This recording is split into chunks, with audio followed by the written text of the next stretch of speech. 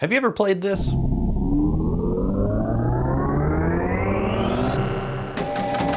If you were ever bored in computer lab, I think you did. I have a pretty clear memory of pushing a button and then all of a sudden the machine made a buzzing sound and then the ball just drained and I had no idea what I did.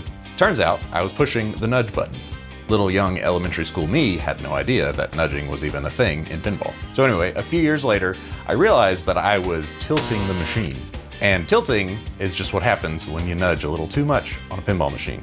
We've all been there. It happens to me all the time because I suck. So enter this uvula looking dangly bit inside of the pinball machine. This is called the tilt bob. The tilt bob has been a thing pretty much since the beginning of pinball.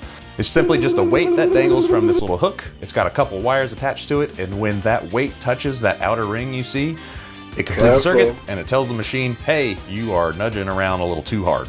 And I love the simplicity of this mechanism, even in the day and age of accelerometers and all sorts of other motion sensing type devices. So why do we still use tilt bobs instead of just, a circuit board with an accelerometer on it? The nice thing about tilt bobs is that they're super easy to adjust. You just loosen the little screw and move it up and down, and that just changes how sensitive the tilt bob is. No! Most modern games give you 3 tilt warnings and then you tilt. My game, however, is older, and if that tilt bob makes contact once, you're done with that ball. Too bad you're right. It's very frustrating, so I don't feel bad for setting it as low as it is. Yes, nudging in pinball is a huge part of the gameplay, and learning how to do it effectively is a big part of becoming a better pinball player.